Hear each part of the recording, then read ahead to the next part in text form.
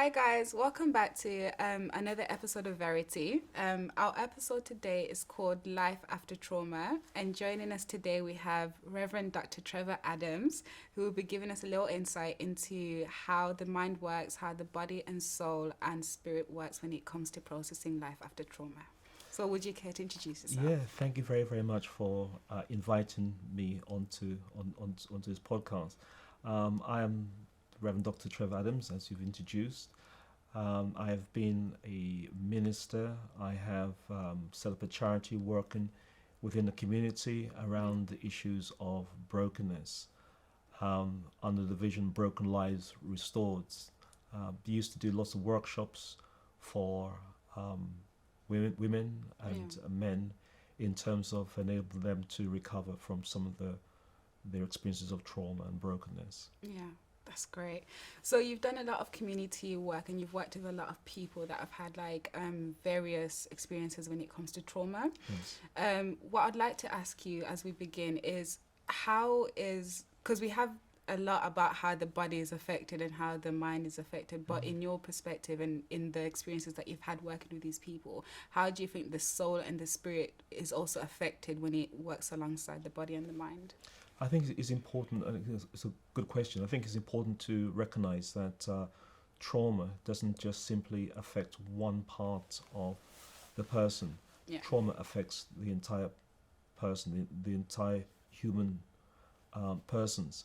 And part of the human person is what I know and understand as the soul. Yeah. And that is their mind, emotion, and will. Yeah. Because our mind and emotions and our will are affected by trauma, because trauma is a violation of the normal course of being human. It breaks the human person. So it then affects the way that a person thinks, it affects a way that a person feels, and it affects the way that a person sees and understands their world. The trauma creates this crisis within the person that the person really tries to react to and to survive. Yeah. So because of that, the way the person's mind is then shaped, the way the person emotions is then shaped, the way the person decisions that a person make, it's in response to their experience of the trauma. The trauma creates a deep wound. Yeah. And therefore it impacts the human person. We were having a conversation before and you mentioned the soul part, right? You mentioned something about how the soul can be torn into fragments Yes. when someone has gone through trauma. Do you mind explaining a little bit more about that? Yeah, because trauma creates that brokenness, it creates the pain. Yeah. And in order for an individual to survive, and this tends to be not something that's done consciously, it tends to be a reaction to the experience of trauma. Yeah. And so we understand that a person can disconnect, they can disassociate from being present within that experience that they experience as a way of protecting themselves from the pain. We know that a person can disassociate from that situation. So they become fragmented. A part of them becomes hidden. Part of them can move away, can go away. And so although they may be physically present, part of them becomes detached. Would that would that turn into a physical manifestation of how their mind works in terms of those, for myself, for example, I'm not aware of whether or not a part of me has gone somewhere, but I know that I know how to dissociate quite a bit. But when it comes to the is that possible for that to physically manifest? Yes, because as I said, trauma affects the entire body. Yeah. It affects the entire human being. Yeah. Our emotions, our feelings is connected to our body. Yeah. What we feel is very, very important. And so trauma creates pain. And in order to not to feel the pain, a person chooses not to feel, to kind of back away from those feelings that they have. That is very much linked to their experience of the trauma. And so what surfaces is the dominant feeling that tends to surface is one of anger because of the hurt. How can they begin to understand that process of trauma then? Because when you're going through it, you're not really understanding that it's trauma, or you're not even understanding what it is that's happening to you or the effects that it's going to have on you. So how can one begin to understand what it is that they have gone through and how it has affected their mind, body, soul and spirit? Like, how can they begin that process? I think it's becoming aware. I think once a person has experienced trauma, they can sense that something has shifted. They may not fully be able to put their hands onto what it is that has shifted. They become aware that something has shifted. And so part of coming alongside of a person is to be able to help them to see that there's been change in the way that they behave, how they react to a situation, how they react to something. So whereas before they might have been very, very calm, but the way they respond to a situation now, it may be through crying, it may be through shouting, becoming very, very angry. So that change of behavior is often an indication that something is wrong. Yeah, I've worked a lot with kids in like residential homes, and you can see that affects like in their behaviors and stuff like that. And I think the word you used earlier was hypervigilance. So you can see that a lot of them, their behavior is very violent or aggressive, or it's just not very gentle or loving in a way, should I say.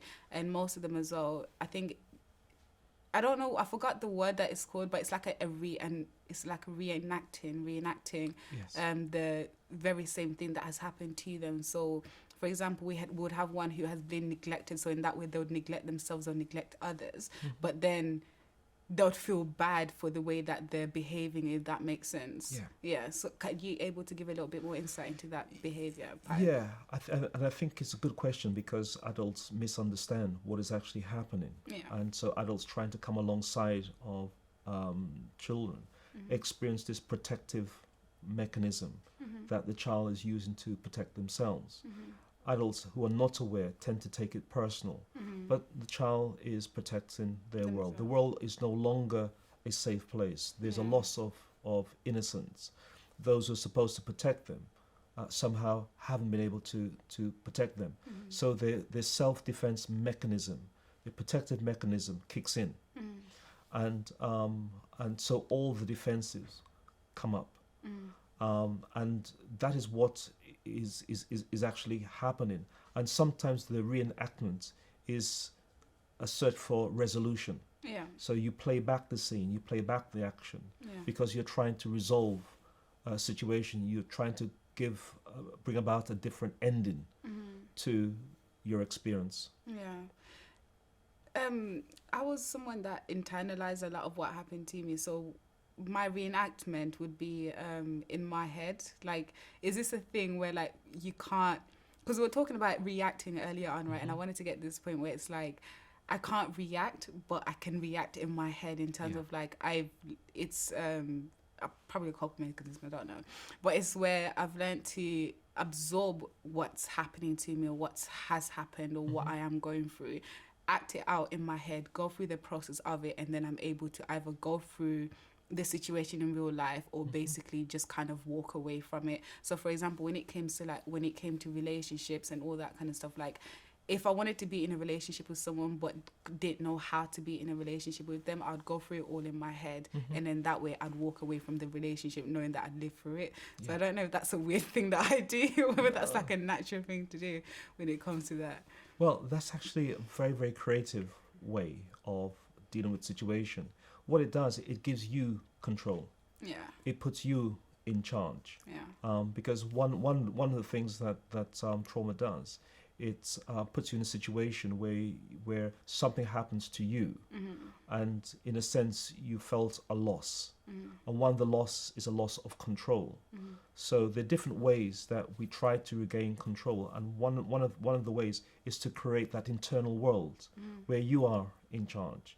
You create the world, you create the scene, you tell the narrative, you act out the story in your head. you are in charge of that. And so that gives you that control. Because control is so important where we have experienced trauma. Yeah.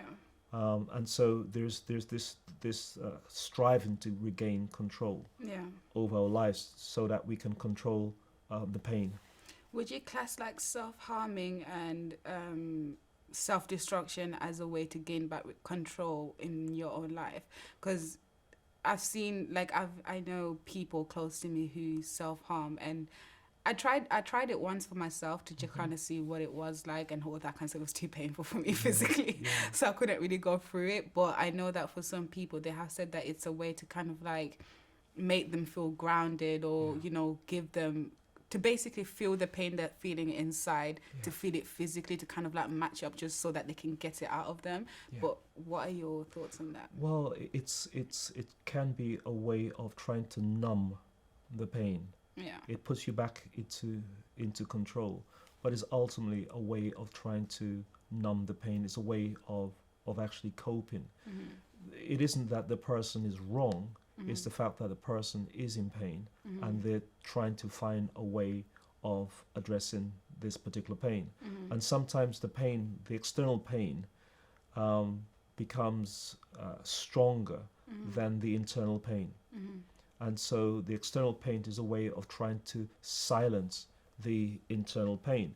Because imagine you experience pain internally. You don't know how to cope with it. You don't know why it is that you're feeling the pain to that extent. But what you can control is what happens outside. Yeah, so it comes back to that control. You can control as to what happens outside. And so the moment you begin to start to feel the internal pain, you then use an external mechanism to be able to distract from the internal pain. Okay. If we're to talk about control, my healing process is happening with like God, like, you know, Jesus Christ himself. So that's who I'm doing my healing process with, but not everyone obviously believes in the same thing. But one of the first steps you mentioned is to understand that you don't have any control. And I think one of the things that I understood was that when it came to God, it's I don't have any control whatsoever. Like he's the creator, he's everything. So when it comes to the fear of losing control, because control is something that was never presented to us in the first place, that people that have been through trauma or neglect or any type of abuse, they know that control is not within them. Now, for us to go to someone that has been a child, a teenager who has gone through a series of not having control, and then they finally have that freedom, how can we now not really turn around and say to them, control is not for you, you don't have control, you don't need control? Like, how can we take them through that process of realization, of understanding that control is not the thing that you need or want in a way, because that's something that you have to give up at some point if you want your life to kind of steer in the right path that you want it to go to? Like, how do you begin that discussion or that conversation? Yeah, I think it's important to recognize what is actually happening. And also to recognize the fact that when we have been violated, that actually it's somebody else has taken advantage. Somebody else was in control. And therefore what tends to happen is that we think that by taking back that control, it's a way that we deal with the situation.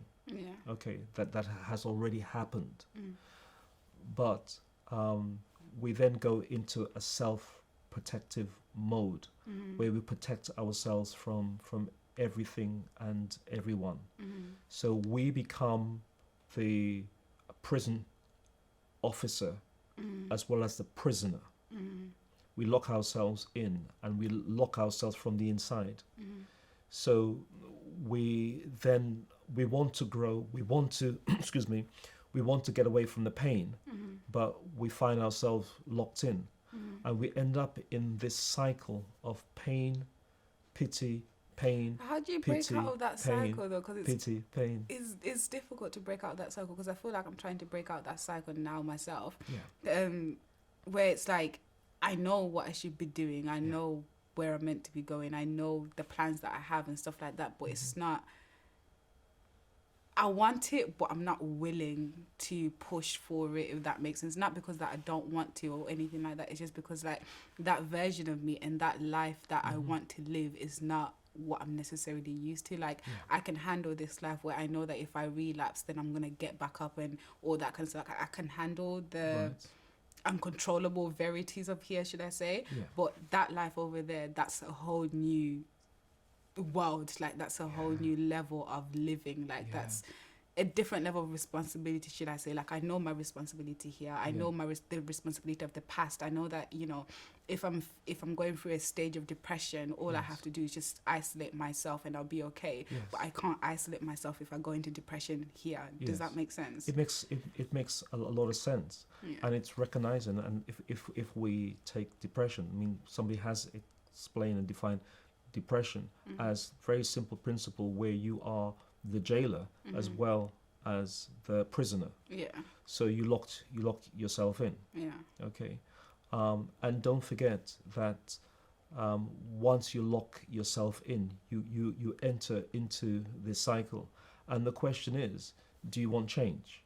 Do you want to continue to stay in the same, like on the treadmill of being in the same situation? Yeah, but one thing is not the same as being willing to go through it.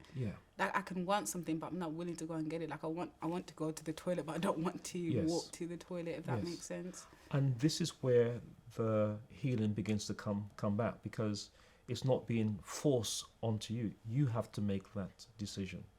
You have to make that choice. Do I want to stay where I am, or do I want to go forward? And you're going forward into the unknown, and that's what makes it scary. You're familiar with certain patterns of behavior. You're familiar with that. That's a familiar world. But change comes when you step out of your unfamiliar world into the strange world. And in fact, what it is, it's often a replay of the trauma that you have experienced. You ask the question, well, how do I break the cycle? You break the cycle by beginning to go into the pain. You begin to go into the pain because it's the pain that drives our behavior. It's the pain that drives our behavior. So and there's a fear that if I feel this feeling, it will overwhelm me, it will drown me, and I will not be able to survive. Okay? But actually the opposite is true. Those who feel their feelings are not drowned, right? It's when we stuff our feelings, when we stuff our emotions. That is where the problem is really created. Because our feelings are not bad or good, our feelings just are. So once we begin to feel our feeling, we are in the process of beginning to heal, because we realize, if you've experienced something, pain, it's temporary. If you decide to hold on to it, that's the reason why it's prolonged, because you hold on to the pain, as opposed to begin to feel. Now, part of the going away is moving away from the painful emotion, the painful feeling that you feel. You move away, okay? But that's a process of becoming broken. Healing means that there's a restoration, there's a healing, there's a reconnecting to your body. That actually, whether it's the good, the bad, the ugly, I can feel this. It's okay for me to feel this. It's okay for me to reconnect. This part of me that was disconnected, it's okay to be reconnected. Yeah. That's actually very good. I had a question in mind to ask you, but it was something to do with I think being willing is one thing, and going through the process and everything. There was a Bible verse that I was reading the other day, and it was like, if you're willing, and then it said, and obedient as well, then you eat of the good of the land. And I thought the first part, if you're willing, that's the part that checked myself. I was like, yeah, I'm willing, but then the obedience part, I think, is what you were talking about, like going through the process of the pain and all that kind of stuff. I think the obedience part and the discipline part of remaining or going through it is difficult for a lot of people. I was speaking to my friend the other day, and she said that she wants to get better, but peace is very uncomfortable and unfamiliar to her. Chaos is where she finds her peace.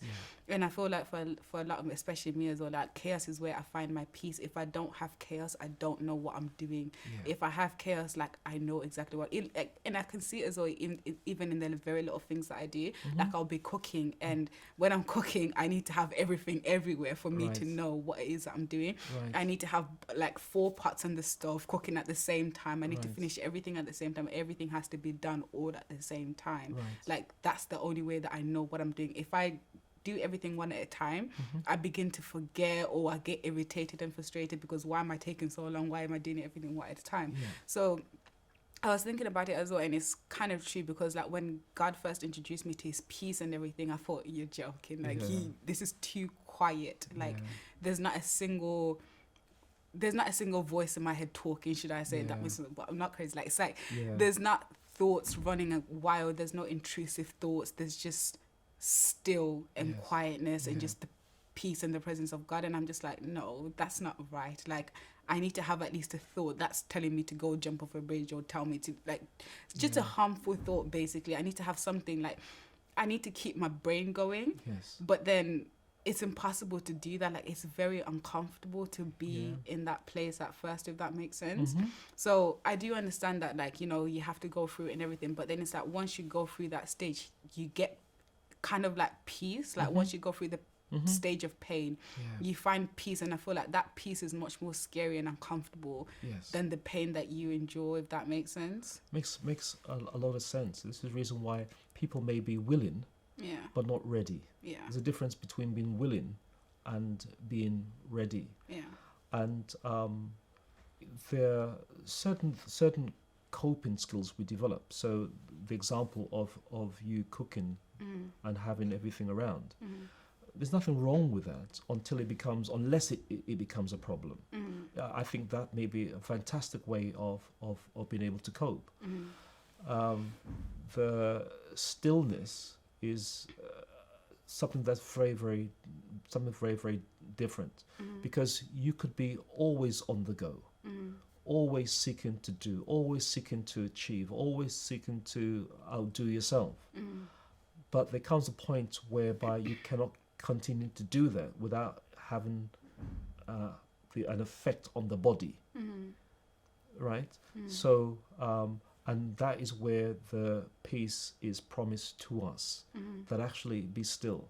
Because it's only when we are still that we can begin to see what is actually happening in the stillness. And keeping ourselves busy, keeping ourselves occupied is a way of moving away from the quietness and the stillness, because in the quietness and stillness is when memories come back, where there's an intrusion.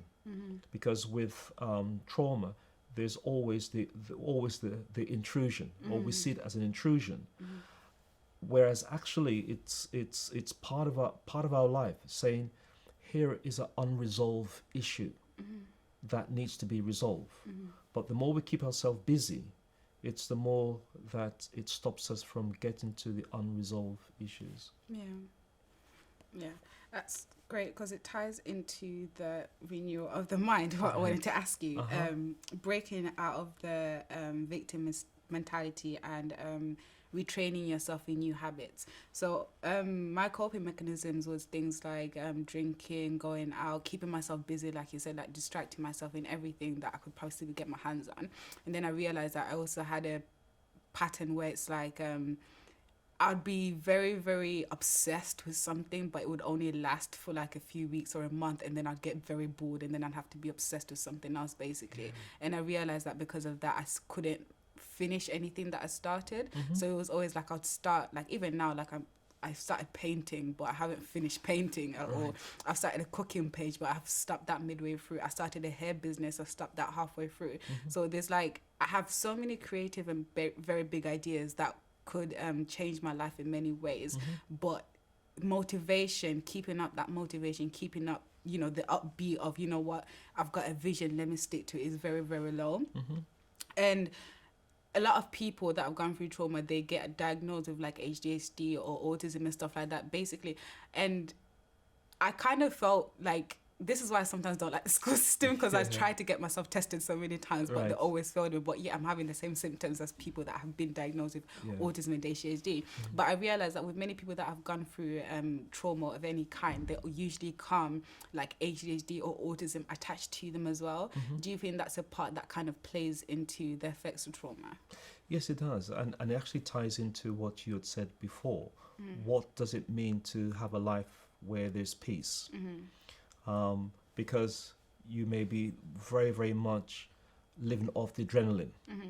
So you never complete something, because if you complete whatever it is, you lose the adrenaline of just simply starting one thing and then starting the next thing and then starting the next thing. So you are running after the adrenaline as opposed to be able to complete. So whenever you come to near to completing something, you'll always sabotage. So you never complete, because that fear of this life of peace, what would it be like? I'm used to this kind of chaotic lifestyle, where the adrenaline is pumping, where lots and lots of things is actually happening, where there's lots and lots of noise. What would a silent mean? And would the silent then begin to start to allow different thoughts and different voices to deal with my pain? Would the silence allow that to actually happen? And so because of this kind of busyness, because of this hyper vigilance, lots of people have been perhaps been diagnosed as ADHD because of your attention. So there's a similarity that is there. How can one begin to retrain the mind then? Because like I've tried so many times to focus. Like focusing is very, very difficult for me. Like I can't focus on anything. Procrastination is generally my best friend. So how can someone begin to retrain their mind so it's not in that constant state of pick and dropping thoughts or pick and dropping ideas? Like how can they just spend one time fixating on something without having to use like HDHD pills or medication or basically drugs or anything like that? Like how can... That's a very, very good question in terms of coming around to focus. I think it's important to recognize that you are focused on whatever you want to focus. You're focused on protecting yourself from the pain. Focus on keeping yourself busy. So there is already a focus. So there's something that you're trying to run away from. Yes, you're focusing on running away. That's funny you say that, because my pastor used to say the same thing about me, which is that I run away a lot, but I always come back. Like I always genuinely come back. But I'm tired of running, if that makes sense, whether it's mentally or physically or whatever. Like I don't want to keep running anymore. Like now, like maybe wrong, but in my mind and in my head, I feel like I'm at the last stage of my healing process where I genuinely don't want to keep running anymore. Like I don't want to keep relapsing or going back to the same thing, especially when I know that I don't have an excuse. Like one thing that and this is why I started Verity as well, for the people that genuinely don't have an excuse, because my friend, she has like, they have doctors and pills and medications. They've got the receipts, to say that, yes, I have this and this and this going on. For people like me who have been missed or who haven't even tried to go through the education system or the government system to get diagnosed or anything like that, we only have our word, if that makes sense. Like we only have our experiences and our words. So if we try to run away, there's nothing to say that, oh yeah, there's a valid reason as to why she's running away, if that makes sense. Like if you haven't had your trauma noted down somewhere to do with like the social services or anything like that, you have no physical evidence to say that this is what you went through. You only have your own mind. So when it comes to even like running away from God and everything like that, or giving God an excuse, I have no excuse to give God as to why I'm not behaving or acting the way I should be acting. Like I even had this conversation with my friend the other day, and I was like, I can't keep blaming the devil for everything, because yes, he comes to kill, steal and destroy, but a lot of it comes down to me. It comes down to my choice about whether or not I want to run. That running away is a choice, and whether or not I don't know what I'm running away from, I don't have a valid excuse, if that makes sense, to keep running away. So I think the question is like, how can I not really take away the blame from myself, because I feel like that's a lot of pressure, but like how can I not distract myself from what it is that I'm subconsciously running away from, if that makes sense. Yeah, it makes a lot of sense. I think it's important to recognize, one, what are you running away from, and who are you running away from, and where are you running?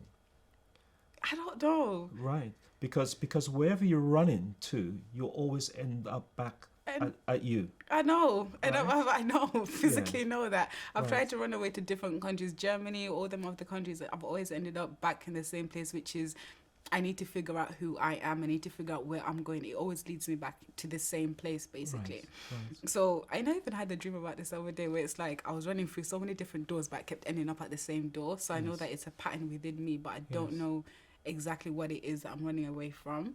I don't know if it's the calling that I have. I don't know if it's the pain that I have. I don't know exactly what, or the fear that I have as well. I don't know exactly what it is, but I just know that running is just automatic. Like Yeah. whenever I'm faced with something difficult, Yes. I have to distract myself from it, Yes. basically, until it's the last second. I can only deal with it at the last second. Yes. Yeah. So When your adrenaline yeah, it's high.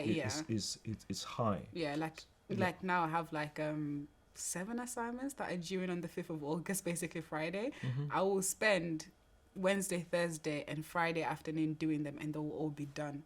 But Yeah. all of this time that I have now, I can't do it. Yeah.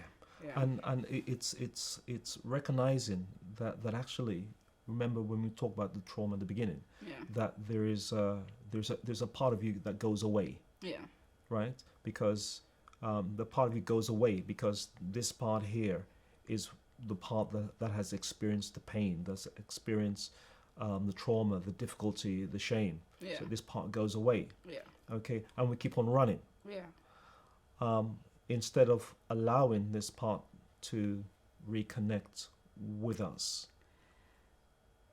I And use this is where there's the restoration, the healing comes when there's the wholeness comes. I used to always think there's this thing that people say when it comes to sex, right? That when you have sex with someone, they're taking a bit of your soul away from you. When it comes to rape and molestation and stuff like that, they're doing it forcefully upon you, right? So if we're to say that a part of my soul was taken away and stuff like that, I don't think that's really a part that I want to come back in a form, because that's something familiar that I heard you say, which is I can't remember what you just said. When that part that I want to come back, I don't think I'm ready or want that part to come back, if that makes sense. Yeah. Like when it comes to things like soul ties and everything like that, I understand soul ties and I understand people taking fragments of your soul when you have like sex and all that kind of stuff. But yes, that's it. Sorry, that's a part of me that I felt like was stolen. Right. And for a very long time, I wanted to get it back. But I don't think I'd want to anymore. I don't think I'm at that place now where I even want to go through that process of taking that part of me back that was stolen. Like if something's taken away from me, keep it. I don't want it anymore, especially now that I've managed to live for so long without it. Like even now as I'm speaking to you, I'm thinking about my dad and how he hasn't even been a part of my life anymore, and how I've always wanted him back in my life. But now that I'm even talking about it, I don't even think I want him back in my life. And my mum said something interesting to me. She was like, what's the point of him coming back now when you've gone through life, when you've gone through everything? Like, what's his role as a father anymore? And not even that as well, but God has now not really replaced himself, but God has shown me that he is my father. He's the one that I rely on. So all of my life, that's who I've been relying on. So to have my dad back in my life, what sense would that make? To have that soul that was taken or stolen away from me back in my life, what sense would that make? The sense it would make is until what has been stolen, because we don't steal anything that isn't of value. A thief doesn't steal anything that isn't of value. A thief would always steal something that is of value.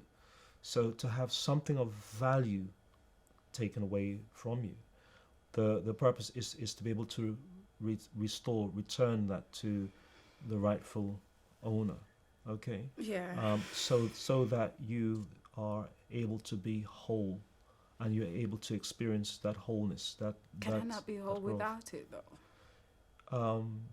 Can you be whole without it? Yeah. I don't know. Like, I'm coping very well. I'm managing very well. Right. But all the things that we've said, the running away, the not completing, because the restoration of that part of you may well be the piece that you need to complete.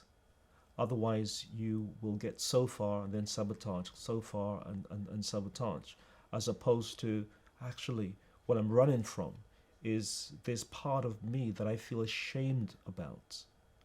This part of me that I just don't want to connect with because I feel ashamed. But that's you. That part is you.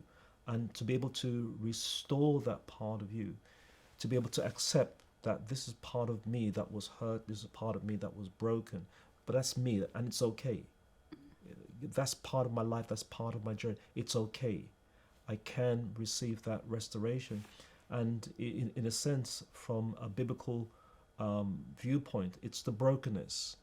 It's out of the pain, out of the loss comes a new life, comes restoration. The entire act of redemption is to bring back. Yeah, it's to restore, it's to heal. And over the years, we have worked with people whose life have been broken. It's that bit. It's that fear of being reconnected with this part of me, because this part of me is where all the pain is. This part of me is where I've kept to one side. But you will continue to run until this part of you is here. And this is the reason why I asked the question, well, where are you running to? Who are you running from? I'll forget that now. Right. And it's been able to know, how do I embrace this part of me, this very, very important part of me. Your father is part of your identity, part of the fact that he wasn't there in your life. That's not your problem. That's not, you didn't create that. That's an issue that he created. But it's become my responsibility to deal with it. The healing becomes your responsibility. Yeah. Your wholeness becomes your responsibility. Yeah. Because you are fragmented when you're pushing this part of you away, because this part of you is the one that has experienced that pain. Yeah. But then if you don't have access to the person or to the people that, because forgiveness or forgiving people is not just going to come, like, you're not always going to have the people that you need to forgive around you, or you're not always going to have the people that you want to reconnect with around you. For example, they could either die, or live in different cities, you don't even know who or where they are. Mm-hmm. How can then we begin to deal with that part according without having that missing puzzle there? Because, for example, my mom already told me that it's going to be very disrespectful to her if I even try to get into contact with my dad. So I respect her wishes. Mm-hmm. So now I'm having to deal with that side of me, with that side of me even being there. So that means I'm having to heal without having to hear his explanation or reasons or excuses as to why he wasn't there. And that's for a lot of black kids within the community who either don't grow up with their dad, or they don't have the other part of the parent then basically. Mm-hmm. How can they begin to go to... After becoming aware of it, how can they now deal with what it is that they're going through without having that person there to give them all the excuses and reasons, so that they have something to at least go off? Well, I think the important thing to, in all that you've said, is that your mum's pain is blocking you from healing. Yeah. Because your mum still has, from what you've said, your mum still has got her pain with regards to your dad. Mm-hmm. Your relationship with your dad is very, very different. Mm-hmm. What you're asking for is to be able to get questions answered, is to be able to bring closure to your life. Your mum hasn't been able to find that closure with her relationship with your father. Mm-hmm. And it's very, very different to your relationship with your dad. Mm-hmm. And so it is that when we talk about forgiveness, we can't begin to really look at forgiveness until we look at the damage, the pain, that the brokenness that it has actually caused, which is this part here. We can't begin to move towards forgiveness and healing until we recognize that actually this has broken me in this particular way, and it's not really for your mom. It's not really for your dad. Mm-hmm. Primarily is for you. For you to be able to get to the place where you are able to heal and to make sense. It doesn't matter. A part of you is your dad. Yeah. Like it or not, a part of you is your dad. Yeah. You deny your father, you deny a part of you. Your talent, your gifts, your ability, your genes. It's part of you. And if I can be able to share my own experience, where I went on to that journey in terms of healing my relationship with my father, the important thing that I recognized was the fact that I have inherited some very, very important things from my dad. That if I deny myself.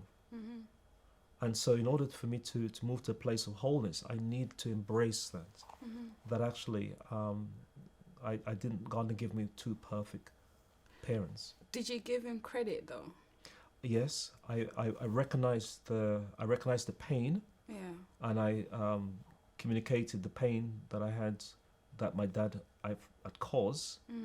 But I also gave him the credit for the gifts that has been passed down to me, the skills that has been passed down to me, Why? the knowledge. Sorry? Why? Because to deny that in my father is to deny it in myself.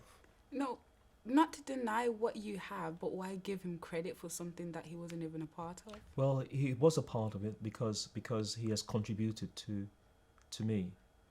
Yeah, because I came through my mum and dad. God gave me my parents. Didn't give me perfect parents. He gave me my parents. But there must be something about me that God wanted that would be a combination between my mum and dad. You're a combination with mum and dad. I'm a combination of my mum and dad. There was something, that quality that my dad had, my mum has, that I needed to have those qualities in order to be a gift to others. Thank you for that. The last question that I do have for you is, you work a lot with the communities and the leaders of the community. I wanted to ask you, do the authorities recognize that there is internal work needed in young people? And if not, how can we help them to recognize that there is internal work that needs to be done within young people? I think they recognize that there is internal work that needs to be done, hence the reason why they have services like CAMH, Children Mental Health Services. But I don't think that they really know how to bring about some of the changes that you are seeking to bring about, or some of the changes that I have brought about. There's a big gap there in terms of how do we come alongside children and young people based on our own lived experiences and the research and the studies that we've done and the work that we have done within the community. There's a big gap. Yeah. And what you are doing is absolutely tremendous. It's amazing. It's giving hope to a lot of young people out there. Thank you. They just need to be able to know the tools that you are seeking to bring. So once we are able to equip the authorities in actually in recognizing how to deal with young people and the internal, how can authorities help young people in recognizing that they need to go through a healing stage, or they need to go through a healing stage, or they might need one based on their circumstances and stuff like that? I think it's by you promoting the work that you are doing, and perhaps running programs for the local authority and other agencies, so that they know there is a massive gap, because your work addresses a need that at the moment different agencies aren't really addressing, because they just don't know how to. And hence the reason when it comes to children and young people, agencies like CAMH have got a long waiting list. Yeah. Or the intervention is very, very short term. Lots of the work that is needed within a community has to be very, very long term. Yeah, it has to be. Yeah, takes a long time.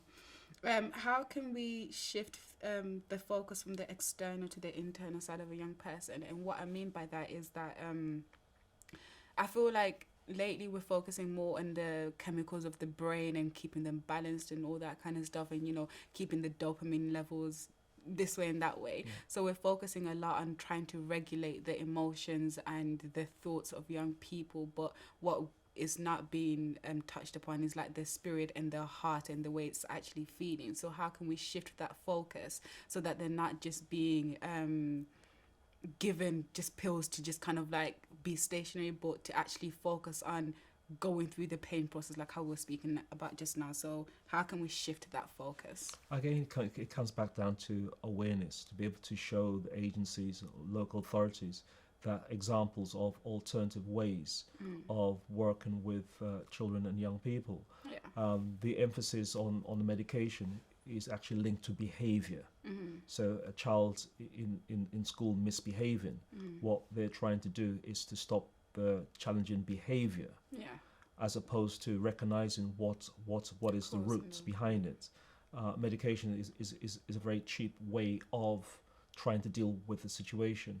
For a child to have therapy and to have therapy long term, it will have a better impact, but it costs a lot. But I think what is possible is for community set up whereby that support to that child, that young person, is given within the community on a long-term basis. And this is where some of the churches and faith organizations can come and play a role, providing they've gone through all of the different child safeguarding checks and things like that. Of course. Okay. All right. Thank you so much for joining us today. You're welcome. Thank you for coming. And thank you guys for watching Verity.